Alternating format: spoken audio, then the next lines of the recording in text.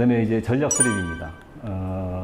이렇게 이제 목표를 세웠으니까 이제 우리가 꿈을 이제 비전으로 만들었고 비전을 갖다가 이제 목표로 만들었잖아요. 그거를 이제 수행하는 전략이 필요한데 그럼 전략은 뭐냐?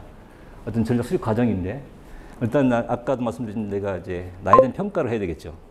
평가를 하고 그다음에 어떤 기준을 만들고 그다음에 뭐냐면은 좀 더 세부적인 이제 목표 설정, 세부 설정을 만들어야 되고 그다음에 이제 우리가 전술 그런 것까지 거치게 되면 사실은 이제 뭐냐면 어떤 구체적인 나의 어떤 그런 행동 지침이 생성되는 거잖아요. 예, 그런 거를 한번 해보겠습니다.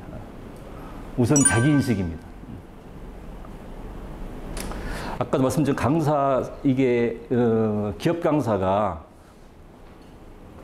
뭐 하는 거냐, 기업 강사 삶이 뭐냐, 길이 뭐냐 이런 걸 할 때 잘 모르잖아요.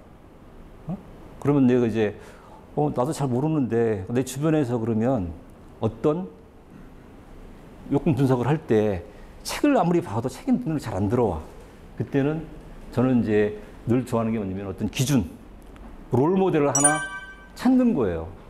찾아가지고 그 사람을 롤 모델 만들고 근데 그 사람은 나하고 똑같지는 않기 때문에 그 사람의 어떤 어떤 좋은 점, 장점, 강점을 보고 그거를 내 강점화 시키는 게 되게 중요하다. 그래서 뭐냐면 그런 것들에 대한 어떤 롤모델을 정한 다음엔 그 사람의 어떤 전문성, 스킬, 그다음에 어떤 마케팅 능력 이런 것들에 대한 어떤 것 정확하게 정량적으로 평가를 하면 더 좋고 정량적 평가가 안 되면은 정성적으로라도 평가를 하는 게 중요하다. 그리고 또 하나는 뭐냐면 시대적인 감각이 있어야 되는 거죠.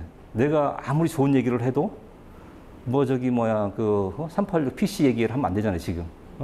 지금은 스마트폰 시대인데. 그래서 뭐냐면 두 번째 분석이 뭐냐면 상황 분석을 정확히 한다는 거지. 시대 상황, 트렌드. 그래서 뭐냐면 강사는 정말 공부를 열심히 해야 되겠다. 그냥 내가 아는 거 이미 그거는 그 순간만 말 그대로 최신이지 지나고 나면은 바로 그게 구버전이 되는 거예요. 그래서 어떤 시대 상황 분석을 늘 그다음에 이제 뭐냐면 기초 역량이 뭐가 필요하냐, 나의 전문성이 뭐가 필요하냐, 그다음에 어떤 경험이 필요하냐, 그다음에 이제 또 나에 대한 거, 나에 대한 어떤 성향, 색깔 이런 것들을 정확히 해야 되죠. 근데 그런 걸 바탕으로 해가지고 수학 분석을 하는 게 필요하다.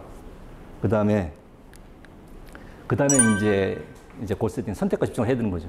다 하고 싶어. 이것도 하고 싶고 저것도 하고 싶은데 그래 하다 보면 사실은 이제 뭐냐면 시간 한정돼 있고 그러니까 어떤 선택을 해서 거기에 집중하는 게 정말 필요하다. 근데 사람들이 저부터도 이게 욕심이 많아가지고 그렇게 잘 안 돼요. 이 하다 보면 이게 옆에 것도 보이고 하는데 그게 지나고 나서 보면은 어떤 많은 시간을 헛되게 보낸 경우가 많이 있더라고요. 그래서 뭐냐면 그게 전에 어느 선생님이 이렇게 강사님이 말씀하셨는데 모르겠는데 메타인지라고 하는 메타인지 능력이 뛰어난 사람은 정말 쉽게 가는 거죠. 서울대 간 친구가 대부분 IQ가 좋아서 그런 게 아니라 메타인지 능력이 뛰어나기 때문에 서울대를 가더라. 그래서 이게 상당히 와닿습니다. 그래서 뭐냐면 선택과 집중을 해야 된다.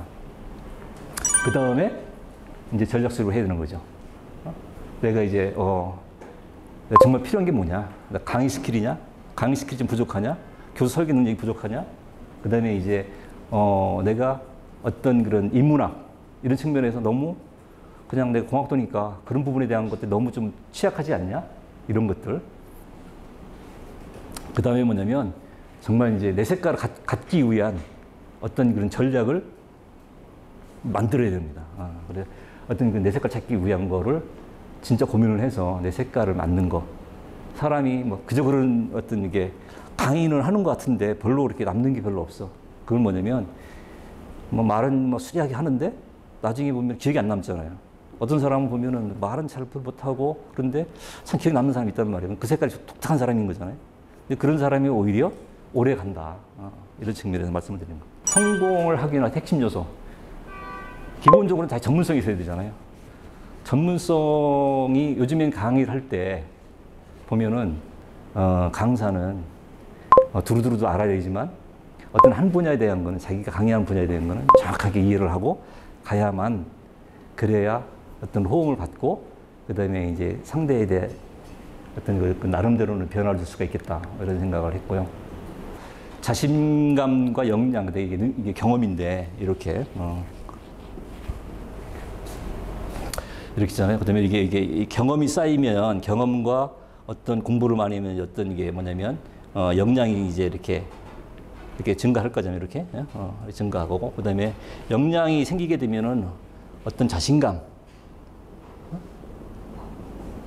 올라가겠지요. 안 올라갑니까?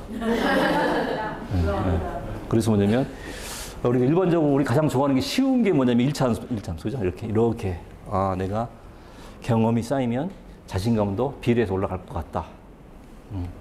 하나는 지수함수로 처음에는 경험이 쌓이더라도 자신감이 조금 덜 쌓이고 이렇게 나름대로 이제 어느 정도 쌓이면 갑자기 훅 올라간다. 아니면은 처음에는 이렇게 로그 함수로 처음에는 팍 쌓이다가 나중에 시간이 지날수록 자신감은 줄어든다.